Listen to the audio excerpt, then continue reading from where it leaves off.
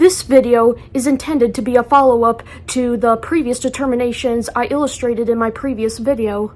To recap, I illuminated on the two main types of carbohydrates, complex carbohydrates and simple carbohydrates.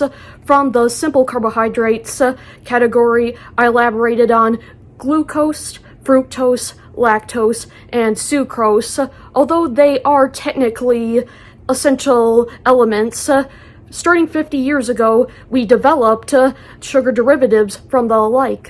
High fructose corn syrup, dextrose, dextran, maltodextrin are all altered extensions of sugar. Although they do come from essential elements, they're synthesized in a manner that induces unnatural responses in our body. For instance, they're known to be responsible for creating such erratic hormone disturbances within our bodies. Our bodies have to adapt to the unnatural levels of hormones in our bodies. Now that I have briefly covered the other understandings from my previous video, I'm going to discuss artificial sweeteners. Artificial sweeteners are substances designed to mimic the taste of sugar without being able to be converted to actual glucose in our body. For instance, aspartame and sucrose are two common examples of the like. Now, key point, don't get sucrose and sucralose confused. Sucrose is one of the primary simple sugars, but sucralose is the artificial sweetener. Be careful to not get the two mixed up. Artificial sweeteners are used in products like diet sodas, sugar-free candy, and keto desserts, since some companies try to make their pastry products keto-friendly by incorporating the previously described. Some figures in diet culture promote the use of the artificial sweeteners. Favorite foods to eat.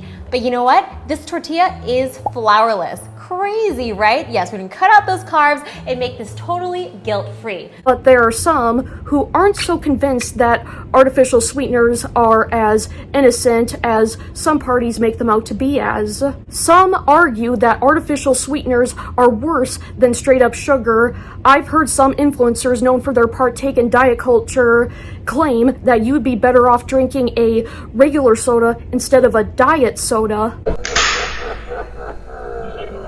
Soft drink is one of the best things for weight loss. Is this sound reasoning? Let's take a look. We all know that calories in, calories out is the crucial step in order to lose weight. There needs to be an energy deficit in order for weight loss to occur. There is no ifs, ands, or buts about it. Calorie deficit is the be-all, end-all equation to weight loss. So, one may inquire, does that mean that I can eat nothing but McDonald's and still lose weight? Well, yes and no. Let's look further into this. Diet sodas are extremely popular. Diet Coke seems to be one of the most famous variations of the alike. I see it all the time everywhere at restaurants of all the kinds. Fast food restaurants, sit-down restaurants, takeout, dine-in, all the alike. Now, I know this is probably hard for some to believe because, well, I'm an American, but never have I ever tried Diet Coke before. Never. I've never even had one drop. I'm not sure if I ever would. I just might remain Diet Coke celibate. See what I did there? Coca-Cola was first introduced in the mid-1880s. Its earliest released versions contained micro doses of actual crack cocaine. Apparently, it made people peppy. Like one of those hip young old folks from a soda commercial. It's radical! Radical! Drink it! My turn! As one could probably figure, no, they don't have that party drug in there, and they haven't for probably at least several decades, if not longer. However, they do contain ingredients that come from that family of plants, which, even though they may not give as noble of effects, it is still enough to get something in its consumers and to help achieve other types of goals, and I'll talk more about those as we go further into this video. Modern forms of this soft drink contain caffeine, which stimulates arousal in us. Some educated viewers of mine may have heard of the York's Dodson Law. This refers to a study which was conducted on baseball players. Observations from the study correspond to the conclusion that a certain amount of arousal can help us perform a task at best, but it has to be within a defined margin, otherwise it has the adverse effect. After all, it's pretty hard to get anything done when you're asleep, right? On the flip side, it's also hard to really get anything done well when you're having a, well, panic attack. And I think viewers that have anxiety like me will know all too well what I'm talking about. But of course, that'll be a topic for another day. The logic does make sense, but one may inquire, what does that have to do with the soda being enjoyable? Well, just as there's a margin of excitement that allows us to perform a task well, that idea can be stretched to apply to the notion that there's a defined mathematical selection that also makes a product or activity enjoyable. Presents an analogous relationship between the two types of stress, eustress and distress. Eustress is stress that we enjoy, like that fun jolt you get on a roller coaster.